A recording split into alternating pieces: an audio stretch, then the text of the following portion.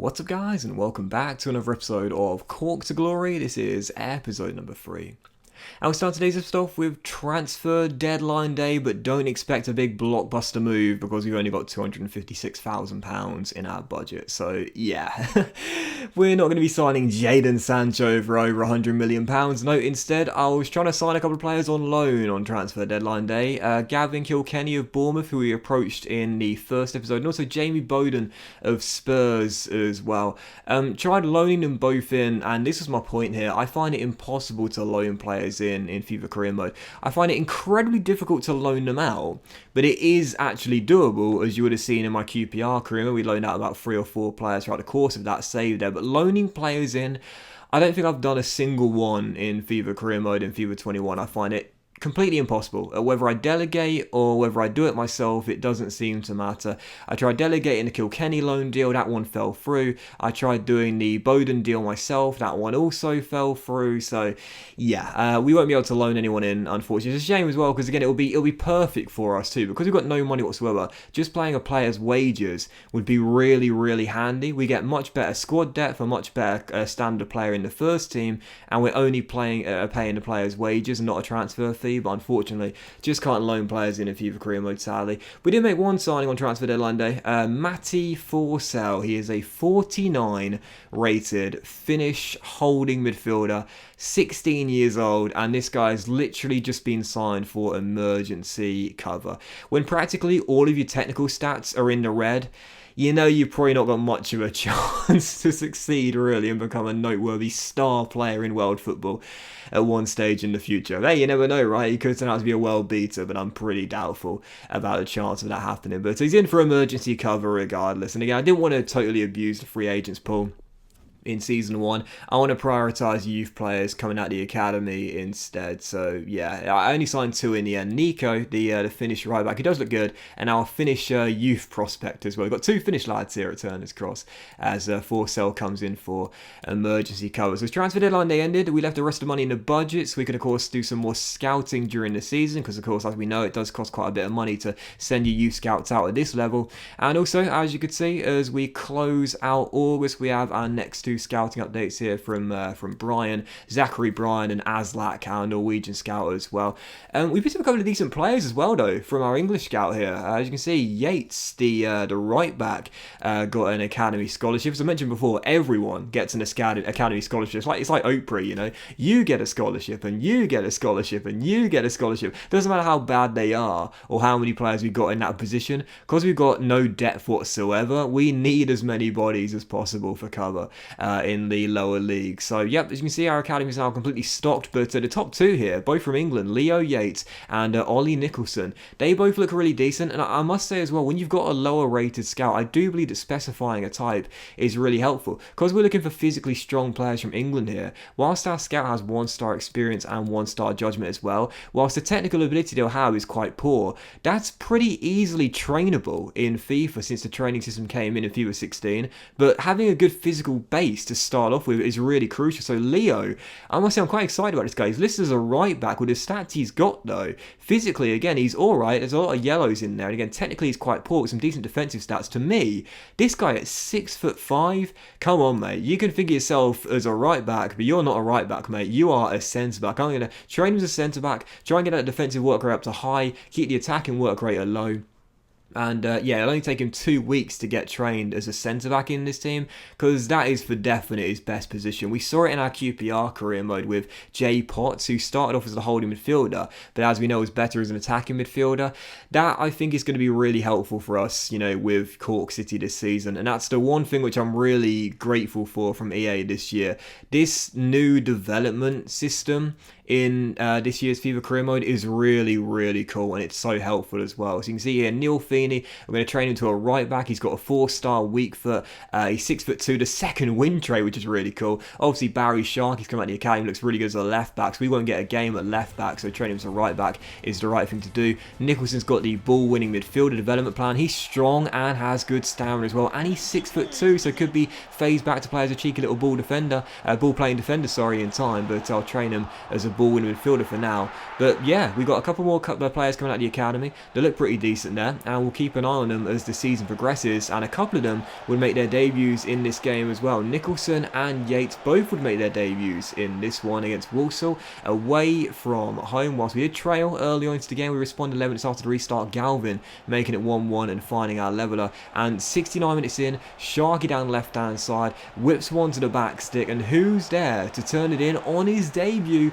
Ollie Nicholson. This guy's 6'2". He looks taller than 6'2" as well. He looks like more like 6'3", 6'4", but he is 6'2". That's his listed height. Maybe he's 6'3" with the cleats on. But yeah, Nicholson heads in at the far post. Sadly, it didn't go down as an assist for Sharky, so I thought it was going to be a second assist of the season for Barry Sharky. Unfortunately, it got taken away from him. But we'll take the goal though. Nicholson on his debut gets a goal there as we go 2-1 up, and with 15 minutes to go, the captain Gerard Morrissey makes it 3-1 as we come from behind to win the game with 3 goals in the second half. As I mentioned in the last episode as well, you know, these are the sort of games we'll see a lot of throughout the course of the season. You know, lots of topsy-turvy, you know, lead changes, loads and loads of goals, really poor defending. 3 on the final score though, and a really solid win away from home. I think we've won every single away day so far in League 2, so let's keep that one going for the second game of today's episode. Second of 8, we would welcome Bolton Wanderers to Turner's Cross. Obviously so sad how far Bolton have fallen from grace since my childhood. When I think of Bolton, I think of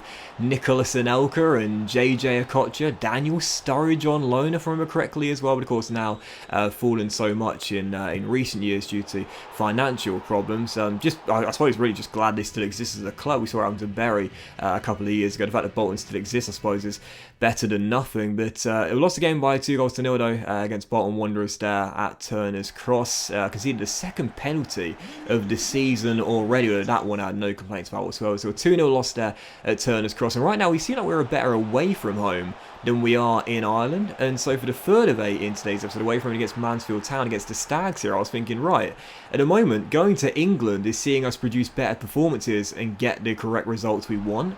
So away from home, wasn't really surprised. We took the lead right before the break and made it 1-0, though Mansfield would respond 8 minutes after the restart. Cook firing them back on level terms. But again, we're better on the road than we are in Ireland right now. So with 14 minutes to go, pressing and looking for the second goal to get back in front and give us a game winner. What a brilliantly hung up cross there by the Finnish right back Nico to the back stick. Coleman makes it 2-1. With 8 minutes to go, though, Mansfield would find their leveller. And again, the standard of defending is just so bad in this division. That's both for the AI and for me as well. It's like, I find it so hard to control the players and put them in the right positions because for some reason they just can't stick tight to their men at this level. And it's not a surprise, really, the defensive awareness and interceptions and composure ratings being so low. But regardless, 2 to the final score. Disappointing slip on back-to-back games without a win.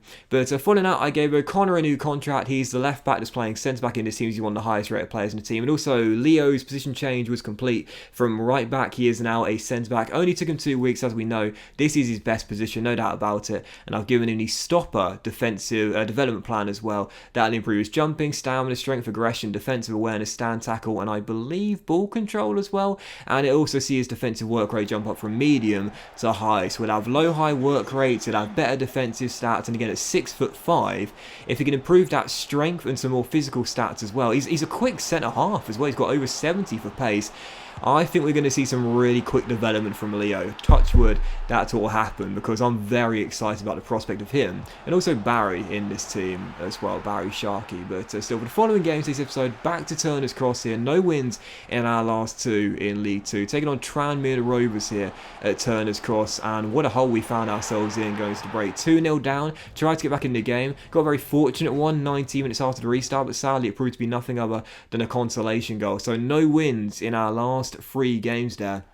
And just 1 point picked up from a possible 9. Listen, if we want to be competing for a playoff place and potentially an automatic promotion place as well, we can't afford to go into really bad patches of form, because when you've got a 46 game season and there are 24 teams in the division, it won't be long before you fall way off the pace. So for our following game, taking on Newport County away in Wales, so about the non-English clubs in this division here, needed to return to winning ways. Took a long time to get the only goal of the game, but we found it. Davis with the goal, a second assist for Barry Sharkey since coming out of the academy. Big 3 points there and a big response after none in our last 3, and that puts us back into playoffs, into 4th place. 6 wins in our first 11 games. Not too far off 2nd place either, the 2nd automatic position in League 2. But right now, the team that are just, well, I say the best team in the division right now, Bradford City. We've got them in this month of October away at Valley Parade. The Bantams are looking like they could possibly, if they want to, run away with this League 2. So yeah, that will close out September for us. And as you can see, starting off October, you saw the fixtures there. We've got yet another academy update. Yeah, again, there's very little players to get excited about in this academy. Doherty has 49 to 63 potential. That is just shocking. I mean, seriously, you know, in any other career mode I do, he's been banished to the shadow realm a long time ago. In fact, he wouldn't even get an academy scholarship, but of course, due to the lack of quality and lack of depth we got in this team, he's still hanging on in there in the academy right now. But for our following game, Cheltenham Town away from home here, looking to make it back-to-back victories here for the first time in several weeks away from home.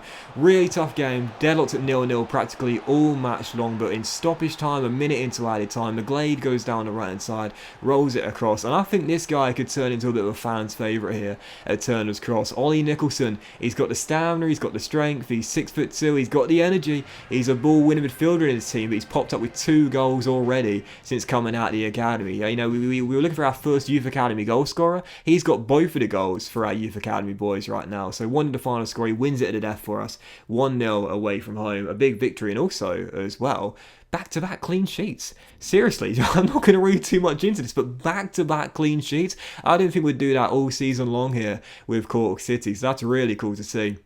And maybe it's the change of the goalkeeper. You might have noticed I put McNulty, the club legend, on the bench, and we put Bossin, a brilliant surname, Bossin, into our starting 11. Back-to-back clean sheets for him in back-to-back 1-0 victories. So another scouting update there. Once again, no one really to get excited about before our penultimate game of today's episode away from home against Southend United. Johnston's Paint Trophy, Leasing.com Trophy.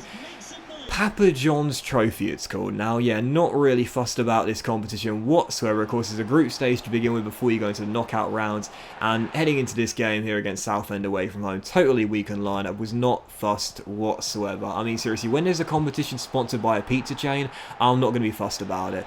We were 1-0 down, and then Southend made it 2-0, and whilst I did want to put in a good performance at least, we would find ourselves a route back into the game 15 minutes to go. Holland making it 2-1. We ended up losing the game by 3 goals to 1, and yeah, we're probably getting knocked out of this competition. Southend and MK Dons are our opponents, but again, there's so many games to squeeze into a season. We already have a lack of squad depth. Again, at this level, the majority of the players you'll have, and we have a majority of players, have got really low stamina. We can't afford to have too many games in midweek, so in all seriousness, I know it sounds silly, but it might prove to be a blessing in disguise going out of these competitions earlier than we'd like, because again, it frees up more rest days. Rest days are very important, as you know, to get players recovering from their stamina. So yeah, I'm fine going out of this competition. If we beat MK Dons, I think we could still go through, but to be honest, I don't really mind one bit whether we do or don't. But for our 8th and final game to this episode, Scunthorpe United here, taking us on to Turner's Cross here, and this was great to see. Barry Sharkey getting a goal, our 2nd academy player to get a professional goal here,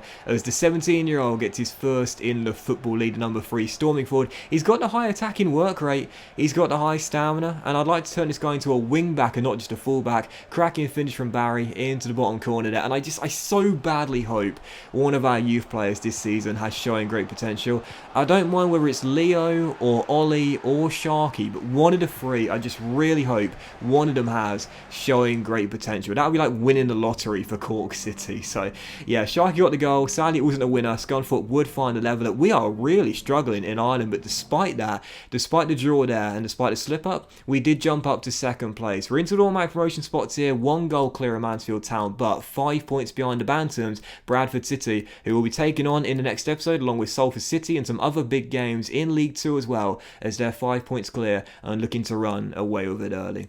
But I went to this episode of Cork to Glory, guys. A big thank you for watching. If you've enjoyed it, if you have, then please do drop a like. Much love to you all. Have a fantastic day, and I'll see you for the next episode featuring those massive games in League 2, including a top of the hit table clash away at Valley Parade, and some more youth players coming through the academy as well. Very soon.